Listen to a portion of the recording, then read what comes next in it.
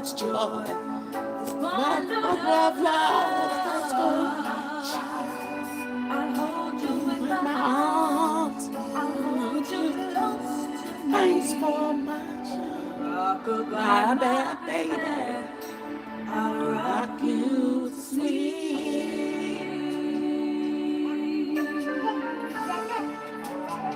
Oh, I understand your language, your baby talk. You've got to crawl before you walk. There you are, just looking so beautiful.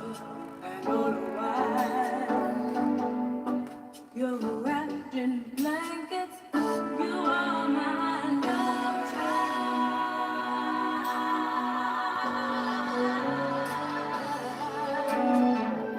Thanks for my child. Here we are today. Years go on by. You grew before my eyes. Time after time. And though you died, you ran away free. The love I have for you, baby, is the love I have in me, inside of me. The love I have in me. Oh, I just know I'll never let you go. No, no, no, no, no, no. Hey, 'cause you're my sweet baby. I carried you for 9 months, and I'm gonna carry you until you can carry yourself on your own.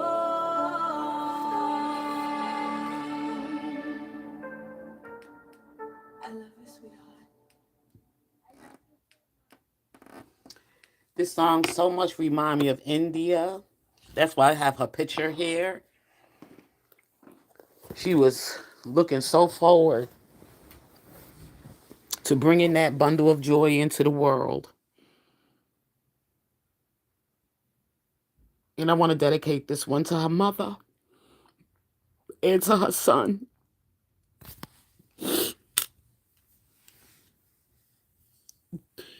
the one she left here in the world.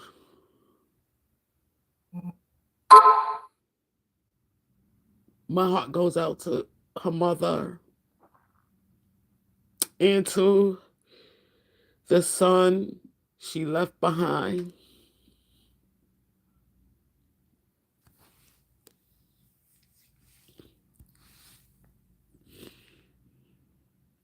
This is so sad.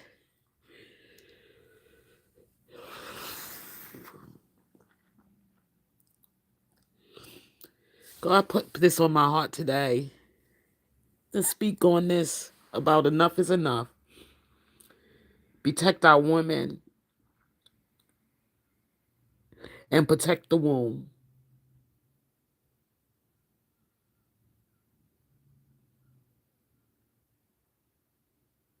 I don't know how many people get that. Blessed is the fruit of the womb. The womb belongs to God. And whenever you get that evil,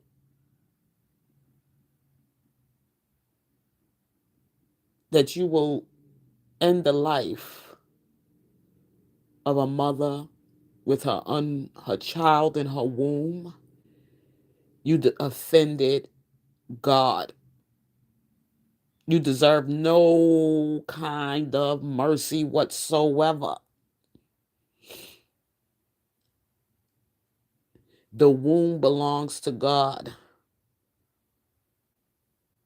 When someone harms the life of the womb, in the womb, that's why people have been advocating so hard against abortions.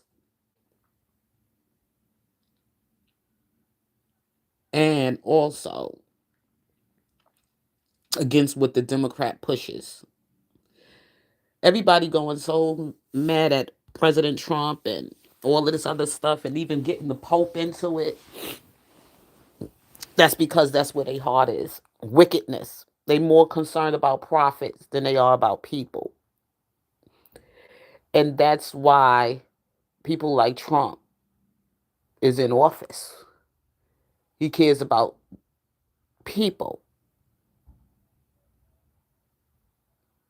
He lived his life as a billionaire. He lived his life in the world of finance and everything. But these people on the Democrat Party, which has switched the mindset, and even some Republicans care more about profits than they care about human beings. They say, oh, well, Trump got a war going on. Somebody had to do it. Somebody had to stop the evil that is coming across our borders. Somebody had to stop the evil that is trying to take over the world. These people come to the United States. They don't come here because they want to build their life and become a part of our family, of the melting pot. They don't come here. They want to be part of what we actually stand for here in the United States as one nation under God and our faith. These people come to the United States to still bring what they practice and what they believe in and what they worship and what they do from their own country. It's okay to visit, but you cannot stay. And that's just the way it is. And that's where it should be for every place across the world. Because when they come, they bring an element with them, an ideology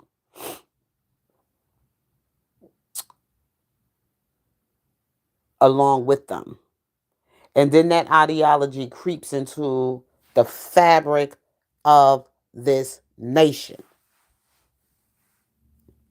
And that's what a lot of people don't seem to understand about why we protect our borders, why we put certain sanctions on certain territory, on certain countries, like we just seen what has took place with Ashley Janae.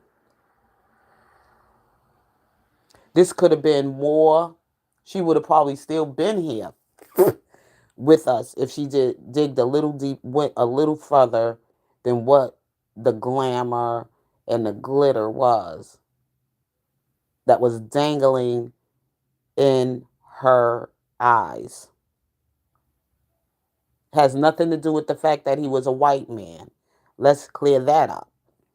Because I know a lot of white black people been on the platform, black men, been using this thing about her separating herself from black men, and that's not true. She still stayed connected to black men in the community because she had a black father and she was black. She had to deal with the reality, whether she liked it or not, that she was black. She never acted like a white girl. She didn't talk like a white girl.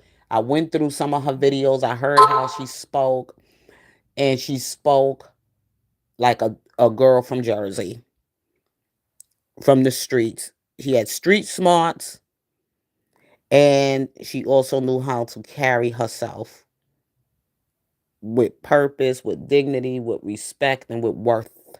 But she did not look deeper than what her eyes seen. And I think the reality hit her after she took that trip in her last moments of her life when she asked for that 15 minutes to use a charger. She knew her life probably was in danger. She wanted to reach out to her family and let them know that things weren't really what she thought it was. Those were her last moments. She didn't realize she stepped her into a place where it was a point of no return. That's what led her to her death. But other than that, everybody else digging up all these other things and saying all these things that she was a 304, she was a escort, she was a this, just because she was a woman who looked a certain image and dated a certain at a certain type of level with men, and she modeled clothes, she modeled a look, she documented traveling, she documented food, she's documented all the things that she documented to share with her audience and with those people who followed her platform. Now, like I said, I've known Ashley before all of this, okay? Because I did watch her platform sometimes. I'm one of those people that enjoy looking at traveling. Sometimes I look at a lot of things. I look at the African village life. I look at a channel that a young lady that she is her document of her story in her life in Africa, in Kenya. The waters, the oceans, the foods, the culture, the village, and everything. I watch all kind of channels on YouTube, so I come across being familiar with a lot of people on YouTube. Okay, I remember the first time I came to YouTube, there was a mother. And I used to watch her channel. One of the channels she was going, she was sharing her document and her story of her pregnancy. She used to do hair. She was into the hair care business, but she was also pregnant at the time, and somehow she went to have the baby, and she didn't make it. Through her pregnancy, she got really sick, and her and the child passed. You know, she did. I think the baby made it, but she didn't make it. Something like that. It was her that didn't make it, but the baby made it into the world, but the mother left the world, and that happens during some pregnancies. Some women, they hemorrhage and they get bleedings and everything else like that in their pregnancies, and sometimes giving birth. For some women, they don't make it, okay, to have a healthy delivery or safe delivery or whatever, depending on the condition of her health at the time she's delivering the children. That happened to almost happened with Tina Turner. I know it was a part of the movie What's Love Got to Do with It, when Tina went in the hospital and she was losing a lot of blood, and she was bleeding, hemorrhaging. And it happened to my mother too. Matter of fact, it did happen to my mother. I almost lost my mother when my mother had my last sister. My last sister, the one behind me, my mother almost lost her life giving birth to my sister. So it can happen that the mother might die during, hemorrhaging, whatever, bleeding procedures or whatever after her giving birth. And sometimes, even my niece, she had some stuff that was still in her system from giving birth, and she had to go in the hospital. It was poison in her system. She was getting sick, and they had to clean her out. And it happens. Women get pregnant in their tubes, and they have to go to the hospital. They have to get their tubes cleaned out and everything. So, and it happened to a friend of mine's. His wife also gave birth, and she also had some stuff from giving birth and everything. It was still in her system, and and it happens. Okay, those things do happen under certain circumstances.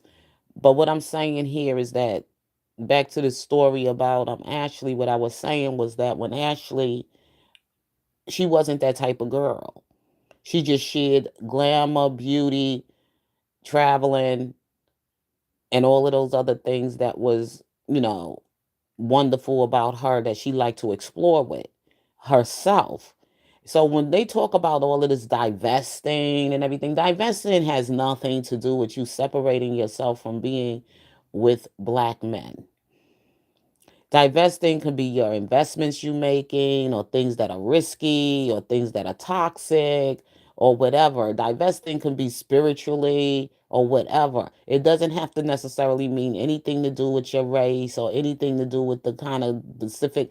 I mean, it does have something to do with the kind of environment you put yourself in. It also has a lot to do with the kind of people you hang around, and it also has a lot to do with the kind of men you get yourself involved with. That can be called divesting. Like, there's certain men I wouldn't date either.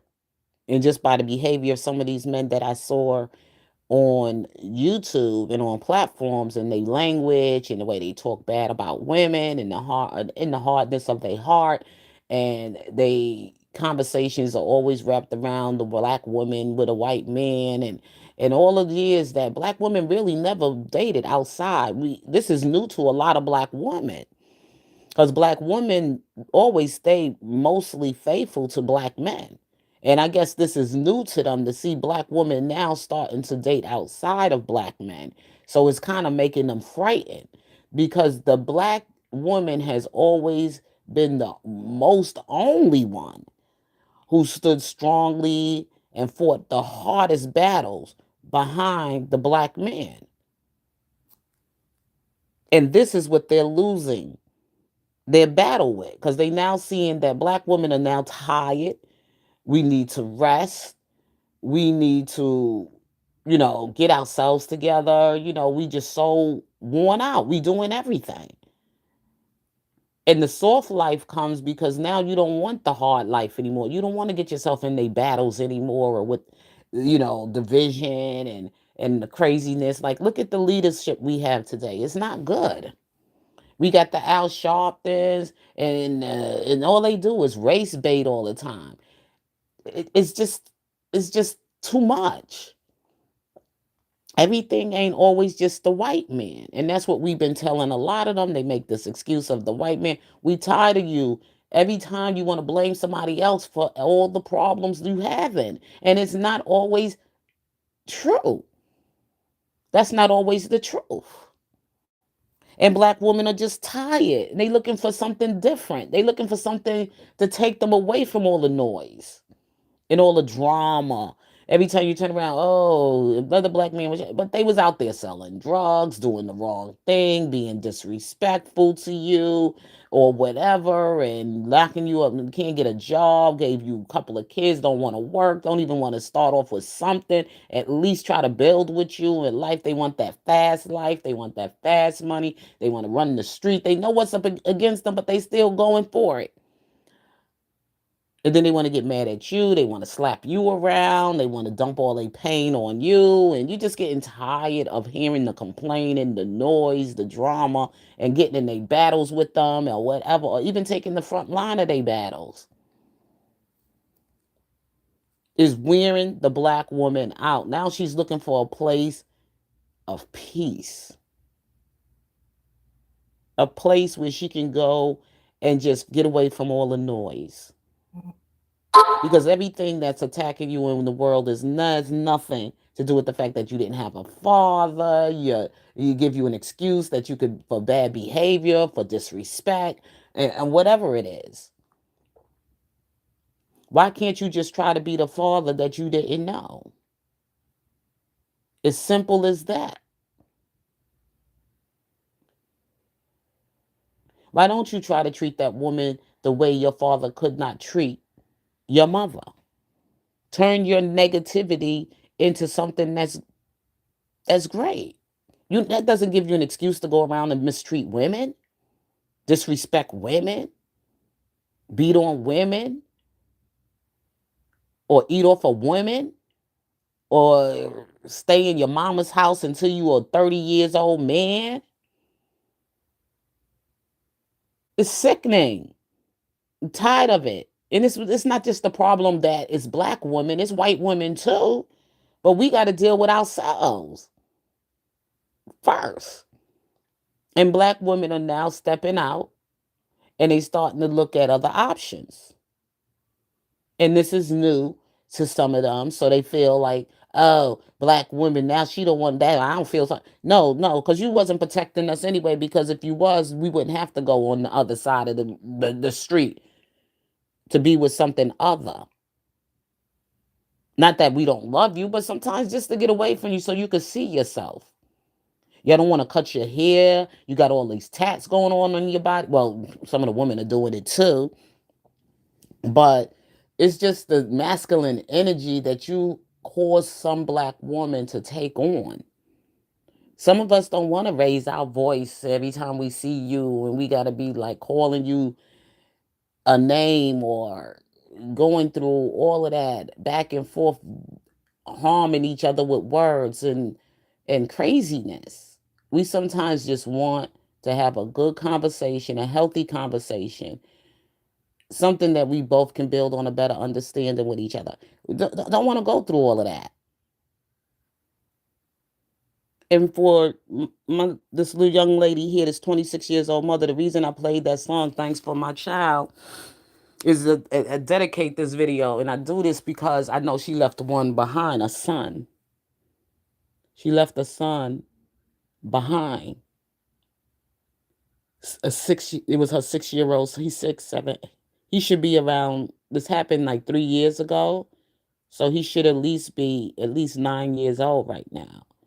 So just in case his mother, his grandmother, or somebody might come across YouTube, come across my video or something, I dedicate the fact that India is still looking down from heaven for her son to grow up in this world without her.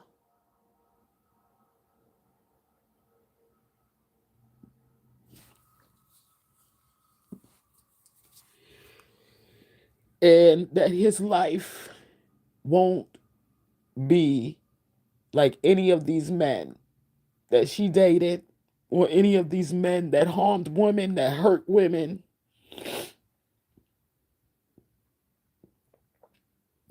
So that's why I said my prayers for my sisters, my prayers for the mothers, and my prayers for the womb. That we got to start doing better to one another and do the things that God called us on this earth to do.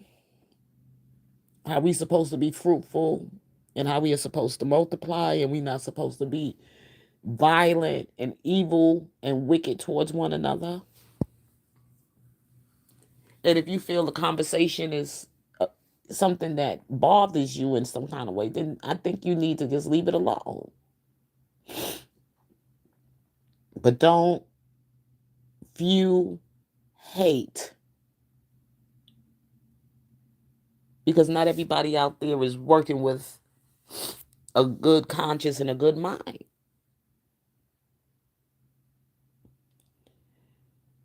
And this lady did leave a young child behind. He was the one who found her that morning. He wake up every morning with a routine with his mommy. And that morning, I showed y'all the video last night. That morning he wakes up and see his mother was gone. Spiritually, she wasn't here. Her body was here, but his mommy wasn't there to give him that morning kiss. His mommy wasn't there to give him that morning hug. His mommy probably wasn't there to give him that routine they do every day as mommy and son. Could you imagine? So I do these videos with her image and do this graphic with her holding her belly to let him know and let grandma know, to let him know that mommy is looking down, watching over you from heaven as you grow up in this world. And there's people who are here that care.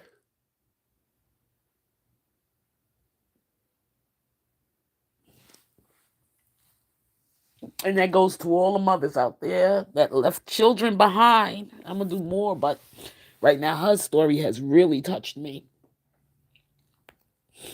Because I work with children. And I had children in my classroom who had parents who died. One little boy I had in my classroom. Oh my God, it was terrible. He had an uncle. This little boy had nothing but trauma. He had an uncle who was shot and killed right in front of him. His mother, he woke up They found his mother OD'd, and he found his mother right there next to him in the morning, dead in her bed, and he was about 4 years old. His grandmothers were raising him, grandparents, they were older. He was a lot to deal with. They had to actually put him on medication. And even with when that medication, we had to be on time with the medication with him to keep him calm. But that was the most saddest thing that I had to deal with in the classroom. And not only him, but I had other children that had dealt with trauma. I had parents that were living in shelters because they were getting away from a bad, abusive marriage or relationship, and they and their children had to live in shelters around crackheads, junkies, drug addicts, and you name it. Prostitutes, you don't even know, pedophiles around, whatever, in a shelter from one bad situation into another bad situation. I worked in the home, I worked as the secretary for the department for children, students, and families that were transit, transition. Oh God, how could you say it? That was in transition, that was transient. I had to fill out applications for to help them get housing and shelter and send them to places where they can get a meal and a place that they can eat. And then some shelters they denied to go to because they had their own restrictions, like they were drug addicts. And a lot of people didn't belong to certain shelters because certain shelters had certain things that they had because they didn't they had to stay in those shelters because they didn't want to stay at those shelters because those shelters were mostly for people that were dealing with crack cocaine and addictions because they had to have a curfew. They couldn't be out at a certain time. They had to be in, they had to be up at a certain time, and they had to be back in at a certain time. And sometimes some people jobs have made it very difficult for them to meet those requirements. Okay, but when I called and I asked the shelter, because I used to have to call the shelters to find out if, I used to have to call the shelter, I'm sorry, to find out the child's, to give the child schedule for their bus schedule, because if the child was in school or something like that, we used to set up their transportation for them, for their transportation to get to and from school, whether we was going to send their transportation through one of our buses or we had to use an outside contractor and to do the routes for us, because some of the school buses only went on certain routes, and then we had to work with bus services that had to go in areas where our buses didn't go, so we had to use certain bus contractors, you see, to take those routes, to drop students off and to pick students up. And sometimes we just didn't have enough buses, so we would have to use sometimes an outside contractor as our um for our transportation for our children. So this is how I was able to know where these families were living, how these children were living. And I used to have to go out there with the liaison, who was the homeless liaison, and we used to have to go and visit and see if that was the address, go see the address where they lived. So we would drive around and look and see where this child would live or the family lived. And some of the places we went, we saw some shelters that we went to. We would have to go there to the desk and so here or whatever. We used to have to go out in the field to do that type of work. But we had used the company's vehicle though. We had our own vehicle, okay, to do that stuff. But I'm just saying I'm familiar with the situation, even though I have not been in one, but I've worked in that capacity of work in that environment around those families.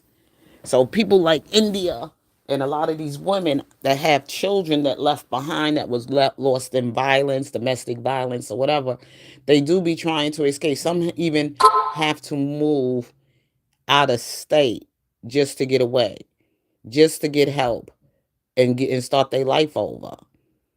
They have to start their life over in a new state. But the thing that people should tell these women, and we're not allowed to say this to them, when you move to another state, let it just be about you and your children. Find a good church home and for you and your children. This is the stuff I would say to give advice here, but I couldn't do this at work. But you could find a good church if you have a faith and everything. Find yourself a good church home.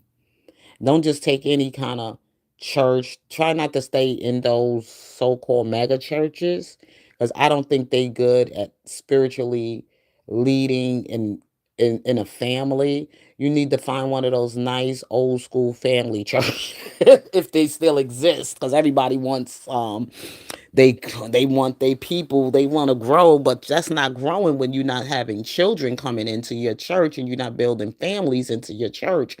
And the most important thing is getting families into your church, into the community, involved in the community with the women and the children, the mothers and the children.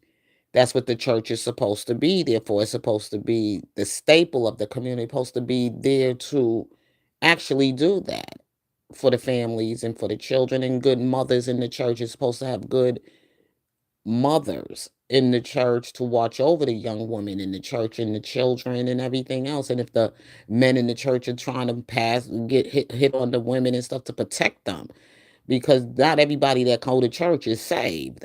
So you want to make sure you around certain the elders in the church that are watching things and making sure that the young women aren't being harassed by some of the men that come into the church just so that they can come after the women and the children. So you got to be very careful with that as well. So that's why they have the mothers in the church. But I try to tell the young mothers and everything, please do not get involved with too much with men in the church. And when you do try to get yourself to safety and you go and live in another state, don't try to start over with another relationship.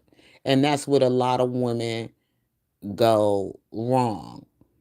Your relationship is with you and God and your children.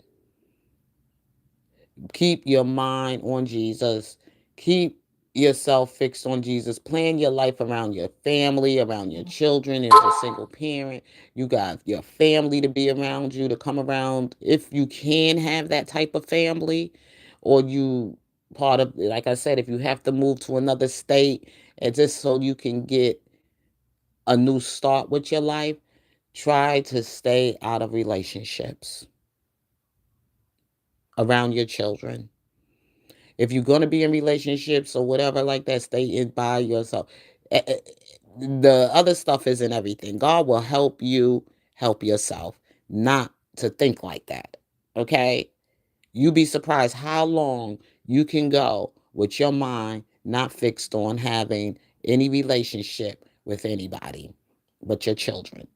I've done it and I could talk about it. I says basically when I was in my 30s and I went through that relationship, that breakup in that relationship, I stayed single for just about most of my 30s. And I stayed with the Lord. I stayed single till at least I was at least 36, 37 years old. That was enough time to clean my heart up, to clean my life, to clean up all the stuff that was toxic inside of me. And then I tried to get out there again. And yes, I did meet someone, But I'm just saying that, it took me all the way to my 40s. But we still here and we good, I'm so far. But when you got children, you just gotta really be careful about connecting yourself in a relationship, getting involved with him. I don't care how nice he is, he carried your grocery bags or he seemed like a gentleman and he seemed like a really good guy or whatever, and you got kids, single mothers, you are vulnerable. And we're going to go to the Word of God and we're going to find out why I tell you this. And let's go to the Word of God and talk about this. But I talked about India enough. But if her child ever comes across my video, I mean her mother, I wouldn't say her child, but her mother comes across my videos, or her mother ever comes across anything that is on social media, whatever, that, this is for her and this is for her grandson that was left behind from her daughter. Okay, so that's why I do this for the family.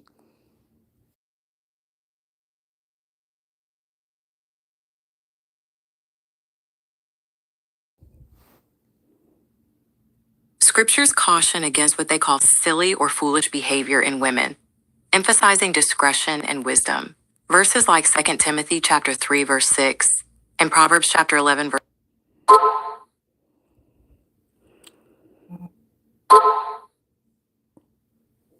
Okay, we're gonna read from the. It gave me Second Timothy's 3 verse 6, right? For all of this sort are those who creep into those and lead captive silly women. Let's see what version I want to read.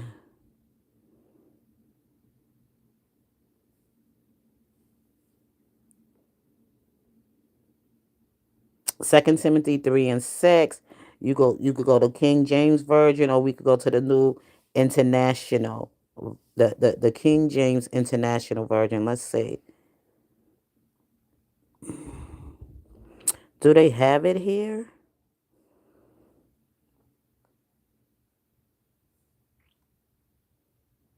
Yeah, let's do the English Standard Version. For of this sort are they which creep into the houses and lead captive silly women laden with sins, led away with diverse lusts. Read full chapter. 2 Timothy 3. It says, this know also that in the last days perilous times shall come. For men should be lovers of their own selves, covetous, boasters, proud, blasphemers, disobedient to parents, unthankful, and unholy. Without natural affection, truce breakers, false accusers, incontinent, fierce, despisers of those that are good.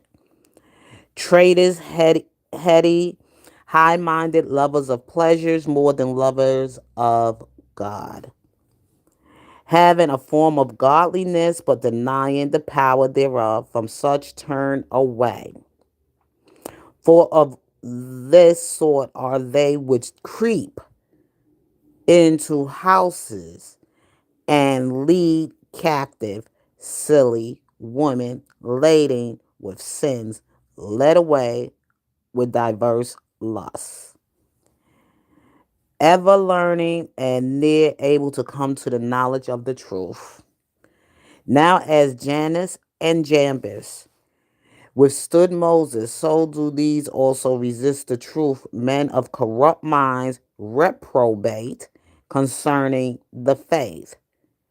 But they shall proceed no further, for their folly shall be manifest unto all men, as there also was. But thou hast fully known my doctrine, manner of life, purpose, faith, long suffering, charity, and also patience. So people that are in the faith, this is what it is. You got to have charity. You got to have patience. You got to also go through long suffering.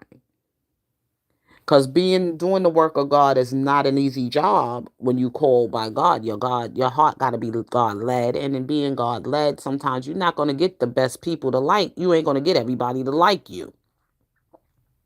And most of the time, you're not going to get a whole lot of people to like you. Because when you're being led by God in your heart to do something that is good instead of evil, people ain't going to like to hear the truth. They want to fight with the truth. They want to destroy you with the truth. Or they'll make up lies to destroy you with the truth. Like, look what happened to R. Kelly. Not saying R. Kelly was 100% perfect, but R. Kelly didn't do all those things they claimed he did, they accused him of, and now here he is locked up because he was a good man. He was really trying to protect the young women that was around him, and he was also trying to take care of himself. But it was hard for him because that's how powerful that devil was. And last night, as I was listening to one of the women that worked along with R. Kelly, the one of the girls from the group, the duo, Charisse, that was talking. Of course, she's from New York, like me. When they went out, when they worked with R. Kelly, she shared. She didn't go too far. She just said when R. Kelly did the album tracks with them. And he says, "Yeah, I work with them. When they send it to him, they send they demo or whatever to him. He says, "Yeah, I work with them." And he was very young then. They were very young. R. Kelly was young, so were the girls from that group were young. They couldn't have been no more than in their early 20s, and they were right there with him. And R. Kelly couldn't have been no more when R. Kelly came out. R. Kelly was no more than like maybe 22, 23, maybe 22, 23 years old. Okay, when R. Kelly first came out, he was very young. You got to go back. You got to remember he was with a group called MGM. Men were gifted in music. Then he moved on, and then they put him with another group because in those days, in order to get out there, you had to be put up with you had to be put with a group. And he started with this group called MGM. Men were gifted in music. They used to do like talent shows and everything to get a shot in talent. And if you go back, you can look up some of the things he did before he started going on his own. And then he went to, and it's basically, he wanted, actually, they was going to put him with Guy, but they already had Aaron Hall.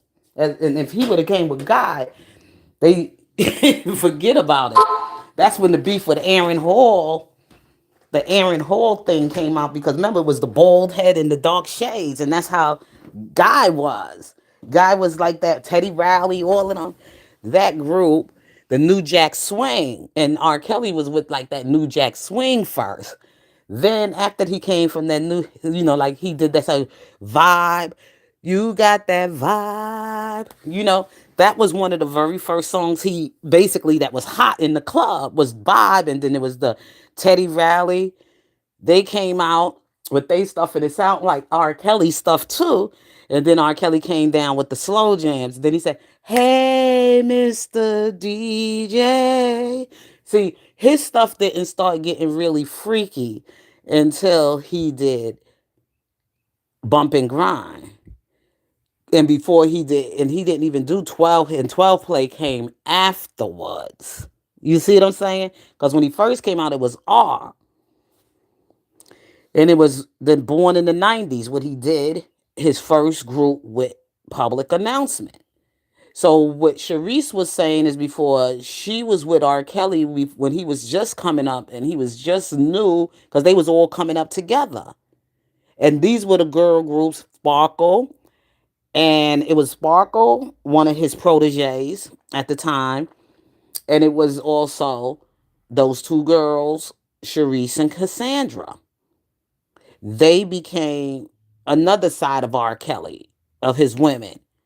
And notice when you look at R. Kelly, and then that's when they brought Aaliyah. I don't know how when Aaliyah came on the scene. Aaliyah came a little later after that's when a Bump and Grind and everything came out. So that's when they really started making his image look a little bit more like he was a predator, sort of. Because that's when they started bringing a younger girl. Because everybody basically that was with R. Kelly was in his age group. The girls, Charisse and Cassandra. And they kept them very classy. And even Sparkle were classy. And even what's her name? What's this other girl? She was married to, oh my God, she did a lot of videos. She was in his videos too. Oh my God, how could I forget her name? She was married to Dwayne from the group oh my God, Shantae Moore. It was Shantae Moore. It was them two girls, Charisse and Cassandra, and it also was Sparkle. If you looked at all of them, they were all classy. at that time. Even Sparkle. You never seen them two booty showing. They were very small. They were slim. They used to wear like very chic, a chic look. That's how they look was in the 90s. Then all of a sudden, when the Little Kims came and all these other little rappers came and the Mary J. Bliges and everything, that's when it started. And even Mary wasn't too ratchet. But when, because Mary stayed in that R&B slow, and she usually try to hide all her body parts, even though she had all of the backside and everything, and Mary was her body, she had all that body on her. But she didn't really, Mary J was not really all of that. Janet Jackson and the Mary J's and all of that stuff. Those women, they wasn't like these women from the millennium. But the Little Kims came with all of the provocativeness and the boobs and the booty and all the nasty stuff. That didn't start coming until like in the mid 90s, like in the sort of like creeping in and through the mid 90s. And as time went on, it started getting more and more and more and more women just coming, just looking like I don't know what. They weren't even class. Because, see, the things that groomed us when we were coming up, because I'm in the category with Clarice, Sharice, and Cassandra, and from with Changing Faces, I'm in the age category, the R. Kelly category. So that's why I say I could never give up on R. Kelly, because we grew up on that. That's how we were taught. That's how we were raised in our music life. We wasn't into the stuff these young people today into their music. And so when R. Kelly was coming up, Sharice even said, she said he wasn't with that 12 play and everything. He didn't come with that 12 play till later. So that's why you notice they didn't stay with the noise. They didn't even get involved with the document. Even when the document was coming for them, they were like, get that stuff out, because they knew the kind of R. Kelly they knew. And that's not what they were looking for. They were looking for you to say some horrible things like he touched you, he did this and that. No, that's what they were looking for, but that wasn't the R. Kelly they knew. That was their brother. They used to sit around before they even start a song, used to get into the word of God first. And if you even speak to them to this day, you can still hear they very spiritually led. And then they strong in their faith. And that's how they always been. That's how Cassandra, every time they started a song, they always prayed before their music. When you go back to their first CD, even the second one, they always stopped and said a prayer before. And that's how R. Kelly used to start off. When he did the prayer with the sermon, R. Kelly used to do a sermon before he started any song. And let me show you, in every song, he going to do a Father's Prayer. And we going to go to the sermon. Everybody loved that sermon. R. Kelly's song, the sermon. I'm gonna let you know he wasn't into all of that. The industry, the longer he stayed in the industry, that's when they started bringing all them women around, them young girls, and they was doing the. Listen to the prayer.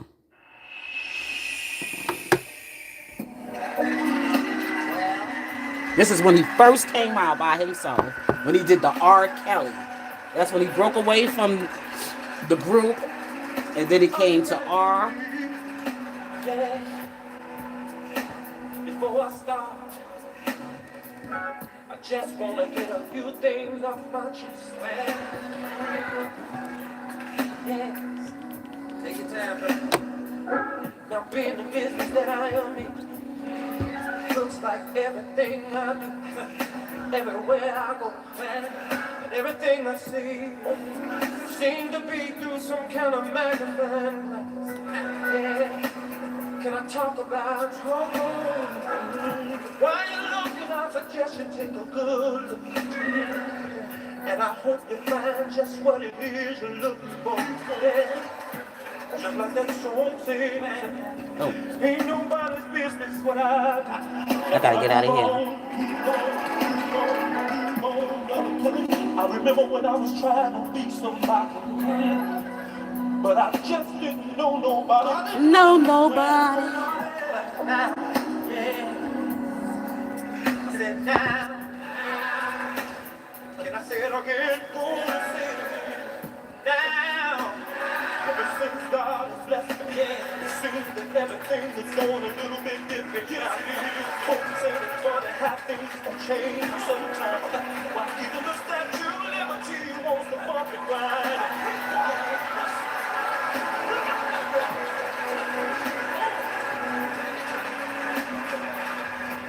Can I get a witness off up in your Jeeps? I don't see nothing wrong with a little truth. Now, wait a minute, go there, wait a minute.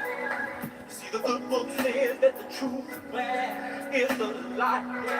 Me, I think it's time to turn on your light and see the truth. Yeah, trouble.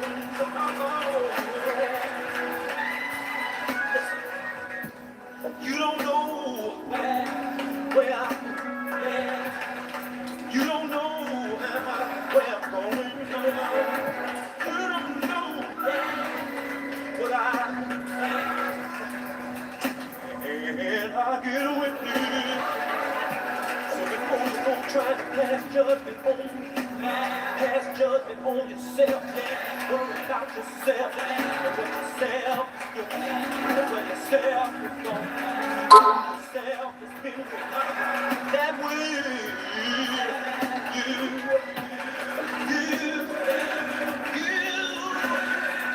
don't have to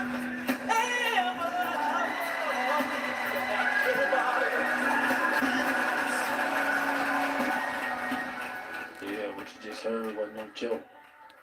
Just had to get some shit up off my chest. Alright, now let's do this. See, he was always, before he start, he had to, before he had to get himself, he had to pray before he start his music back then. And I wanted to do one with the with changing faces. I want to see if they got their intro on here. Changing faces intro on before on changes faces song.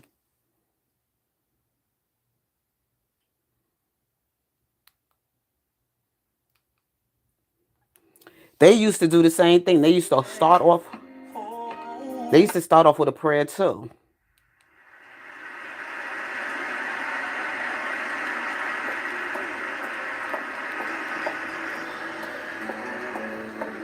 I don't know if it's on this one. Yeah, listen. It's me. Come in, girl. Come in. What's up, young lady? It's time. Come on. Yeah. Let me fix it. Come on, we got you look nice. The stage. What the hell do you look?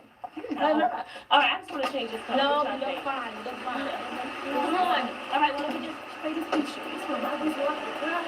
Come on, there's cats out there. It's on there. Like it's the regular Sharice. This is the blue. Come on. No, wait. What color? The blue.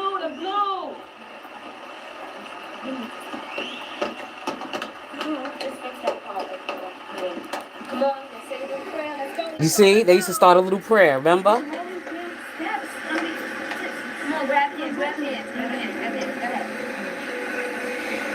Father God, please give us the strength to go out there and to perform to our best ability and to touch this audience with the gift you've given us. Thank you. All right, let's do this. You see what I'm saying? Now, if you go back and you listen to Changing Faces, you could remember that Changing Faces also used to follow the things that, like R. Kelly would lead them to do. Like they used to start off and they had that connection. They were very, this is why I say he should have stayed with those girls. He should have stayed with those girls and stayed within that kind of, he shouldn't have went with the, well, it's been done already and it did make him even more famous. But he wanted to explore more, I guess. But one thing I noticed about him is that before he started any song, he used to pray. And every time he did a song, he prayed over it. Okay. And when she was talking, like Cassandra was saying some things, and I was like saying, Dag, it's funny that, I think she would have been the right one for R. Kelly because they would have been the power couple. I mean, they would have been odd and scandal or nothing, but they would have been more into staying faithful because she seemed strong in the faith. If you ever met Cassandra, and they still look good, and them vocals, those vocals on that girl, they vocals are amazing. And they still got those vocals and they still look good and they still growing in Grace, and even those other girls, the Trinity Six, they look good and they very strong in the faith. So these are the kind of women R. Kelly should have kept himself surrounded by, not these the what's her name, Ashley. I mean, not Ashley. The Azraels and stuff like that. That's when they wanted to really destroy R. Kelly's images, when they brought these Azraels around, the booty girls around, because he wasn't into that stuff. He was more into soft women. But what really destroyed, and everybody say Drea too. They could have picked a better, they could have gave him Cassandra instead of Drea for a wife. I'm sorry. I think that would have been a better pick for R. Kelly if he was really out looking for a wife within the industry. I think one of the girls from Changing Faces would have been the best pick. He would have not been in the condition he's in now if he would have probably picked one of these girls from Changing Faces, even Sparkle, than Drea. Ugh. And I think they meant to do that to R. Kelly. I really, truly meant they was setting it up for him to his downfall, because they just knew that he was that kind of guy. And maybe, and I think Drea was too much for him. To be honest with you, even though people might think, oh, well, she was a small little woman, but I think she was really too much for R. Kelly, because she really enjoyed showing off her body, shaking her behind. She enjoyed putting her body out there. She enjoyed the attention. These women didn't put out all that attention with themselves. So I think somebody more like one of these girls from Changing Faces would have been one of the better pick for him as a wife. But probably was going to be hard for him because they probably both wanted him. So he said, damn, he just step out of it because I don't want to, destroy their relationship. Because they had a pretty good relationship too. So he probably didn't want to mess around and hurt the sisterhood or the friendship or whatever. And, the jealousy or whatever. That could have happened. I wonder if they even stay in touch with him or pray with him still and still send him encouragement and just, I don't know. If they do, they probably ain't gonna tell nobody because they don't put themselves. And that's funny because Cassandra said that. She says, it's funny that people, they'll know that I worked with Sweet Tea and I did the soundtrack and I was in videos with Sweet Tea. She also talked about other people she worked with in the background, and she said people don't know because I don't put everything out there, and that's good. And the less people know about you, the better it is. So I wouldn't be surprised if they do still pray with him and pray for him and still encourage him, or even help send things to his commissary. And they probably prayed through with him through everything he went through, because he still got some that are still faithful. Not didn't get with the noise. They didn't get with the noise, and that's something I think I left here that I wrote. I said changes Cassandra and Clarice. What the definition of class in 90s and R&B. No gimmicks, no chaos, no attention-seeking behavior, just vocals, elegance, and presence. Under R. Kelly's production, they gave us two classic albums, and that sound still stands today. What always stood out to me. They stayed solid, they stayed quiet, they never joined the noise. And if you really pay attention, many of the women he worked with were presented with a more covered, polished image. Even artists like Aaliyah carried a tomboy, laid back style instead of being overexposed. That says something about the image and the direction in that era of music and who R. Kelly was. These are the kind of women you keep around you. Grounded, disciplined, not easily influenced, and let's be clear, their vocals are still powerful. Them girls still got some powerful vocals. And that's the beauty of it. I wish they would celebrate him. I wish they would do, like, remember they did like Ron Osley of his years of music and everything. I think R. Kelly deserved those flowers. I really do. That he worked with so many people that they can do contribute to R. Kelly, not when he's dead and gone, but when he's alive, and he can see that tribute for the work that he did for that industry. They was some hard. That he didn't turn that stuff didn't start happening with R. Kelly until these doggone nasty. They bringing all them nasty other things around him, them elements around him, and he was around it. So it just kind of like when you stay around certain things start to get in your eyes and into you. And I don't think he was really that type of person. And then, oh God, his brother, I could tell Carrie and them was having themselves a ball. His brothers, oh my God, with the women and everything, being with their brother being a superstar and they using his name to gain, especially Carrie. I could see Carrie. I don't know about Bruce, but Carrie, he used it to his advantage, and that's why his ass went to jail. And that's one brother that I could tell was really not in the best interest of his brother. I don't know about Bruce. I think Bruce Moore was, but he got caught on those addictions and stuff. But Carrie, you can't take all your family members with you. You got some brothers that just gonna hate because the way he carried on when R. Kelly went and got in trouble and how he was fiending for them drugs and everything and the things he was saying out of his mouth about his brother just to get high. And he had that news camera lady in his face. I saw a little snippet of it, and how he went to the enemy's platform and said the horrible things about that was the worst brother anybody can. He looked evil. He looked demonic and jealous and wicked. That's one brother of R. Kelly's that I just don't like. Okay, I don't care if R. Kelly get mad about me saying it, but that's just one brother I just didn't like. I didn't like what he did to his brother. That was dirty. That was wicked. That was mean. That was, oh my God, that he got up on the cameras and and he was on them drugs and everything behind bars, and he want to get out so desperately, and he started coming at R. Kelly saying certain things, and it was just horrible. But you know what? That's R. Kelly's brother.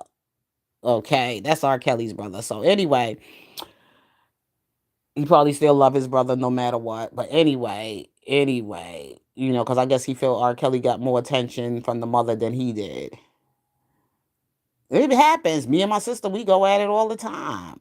But we still got love for each other. We still, people might think I'm a little jealous of her success or what she has, but really I'm not. I think I'm just a little bit more overprotective than I am jealous.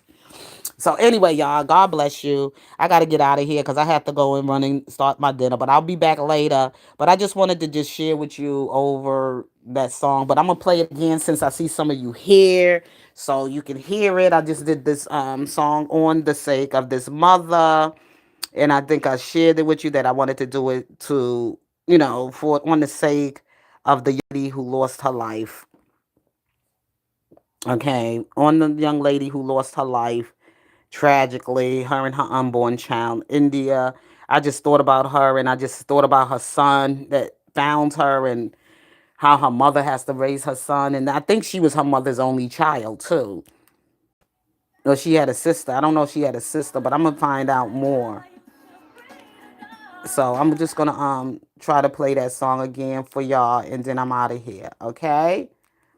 I'm just going to try to play that song again, and I'm out of here. I love this song, and they need to make songs like this again. They really need to make songs like this again by Cheryl Pepsi Rally. I wonder how Cheryl Pepsi Rally is doing.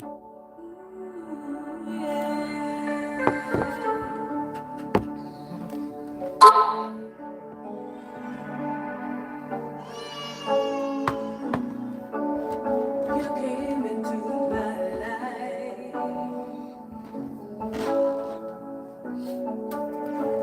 You just made everything right. And even though my man has left me behind, I don't regret a thing for having you. Thanks for my child. You brought me so much joy. This bundle of love. And though your father, he ran away free. The love I have for you, baby, is the love I have in me.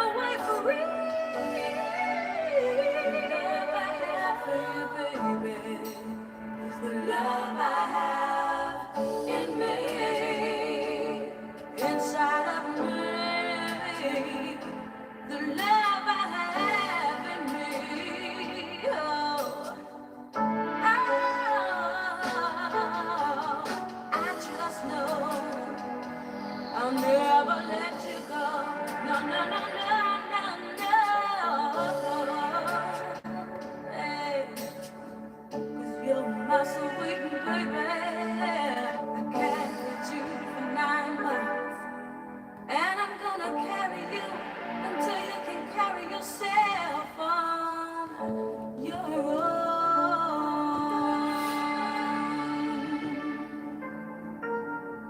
I love you, sweetheart. I love you too, Mommy.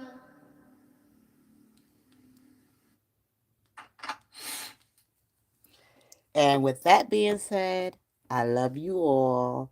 Thank you for coming in. Hit the like button, and I'll be back with you soon. Take care. Peace.